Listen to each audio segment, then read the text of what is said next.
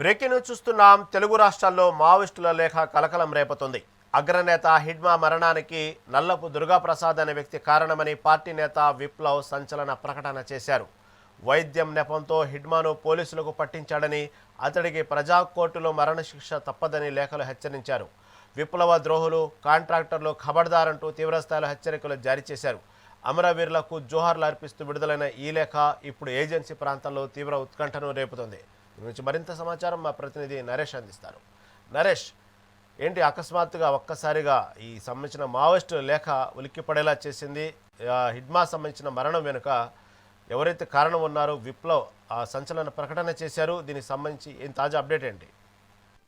Thank you Rahim. ఇటు Maoist party అగ్రనేత మాడావి హిడ్మా మృతికి కారణమైనటువంటి కుట్రదారులు ఎవరో తమకు తెలిసిపోయిందని మావోయిస్టు పార్టీ ప్రకటించింది. ఈ మేరకు భద్రాద్రి కొత్తగూడెం జిల్లా అల్లూరి సీతారామరాజు డివిజన్ కమిటీ విప్లవ్ పేరుతోటి శుక్రవారం ఓ లేఖ విడుదల చేసింది. మా భద్రాద్రి కొత్తగూడెం జిల్లా చెర్ల మండలానికి సంబంధించిన ప్రముఖ అధికార పార్టీ రాజకీయ నాయకుడిపై మావోయిస్టు పార్టీ తీవ్రమైన ఆరోపణలు చేస్తూ లేఖ విడుదల చేసింది.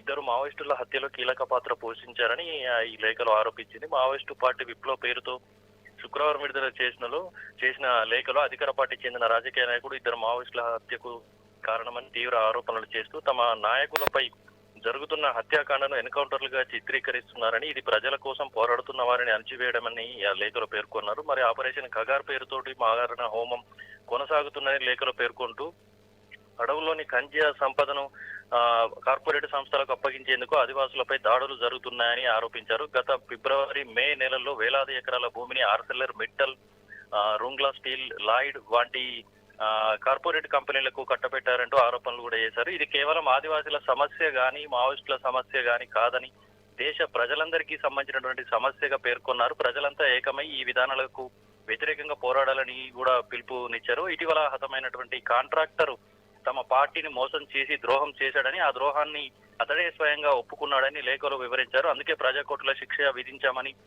ఇంకా కొంతమంది కాంట్రాక్టర్లు తమ దృష్టిలో ఉన్నారు, వారికి కూడా శిక్ష తప్పదని కూడా హెచ్చరించారు. అయితే హిడ్మా, ఇటు మావోయిస్టు అగ్రనేత హిడ్మాతో పాటు అతని భార్య రాజీ మరికొంతమంది మావోయిస్టు సభ్యులను వైద్యం చేయిస్తానని చెప్పి నమ్మించి సదరు కాంట్రాక్టరు తమను ఎలాగైతే మోసం చేశాడో చెప్పడానికి దానికి సంబంధించినటువంటి పూర్తి ఆధారాలు, వాయిస్ రికార్డులతో పాటు ఇతర ఆధారాలు కూడా తమ వద్ద ఉన్నాయని కూడా ఈ లేఖలో స్పష్టం చేసింది. కొండవాయి మార్గంలో కారు ఉంచి మావోయిస్టులను తరలించడంలో భద్రాద్రి జిల్లా చెర్లకు చెందినటువంటి కాంగ్రెస్ ముఖ్య నాయకుడు నల్లపు ప్రసాద్ పేరును ప్రస్తావిస్తూ ఇందులో కీలక పాత్ర పోషించినట్లు గుర్తించామని మావోయిస్టు లేఖలో పేర్కొన్నారు. అయితే గతంలో ఇదే నాయకుడికి తాము క్షమాభిక్ష కూడా పెట్టామని చెప్పేసి ఇందులో లేఖలో ప్రస్తావించారు.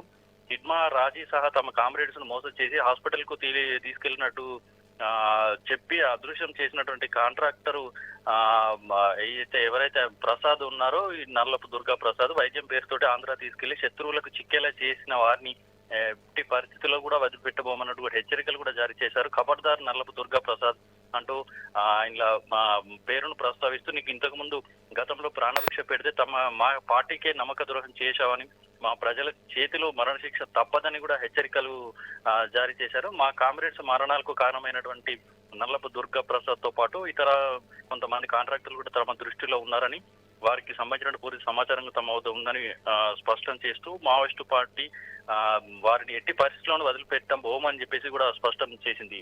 చివరగా ప్రజల కోసం పనిచేసే మావోయిస్టులకు మేధావులు, విద్యావంతులు, ఇట్లా పౌర సంఘం, జర్నలిస్టులు తమ విప్లవ ఉద్యమాలకు మద్దతు ఇవ్వాలంటూ చివరగా విజ్ఞప్తి కూడా చేసినటువంటి పరిస్థితి మనం చెప్పుకోవచ్చు. రహీం.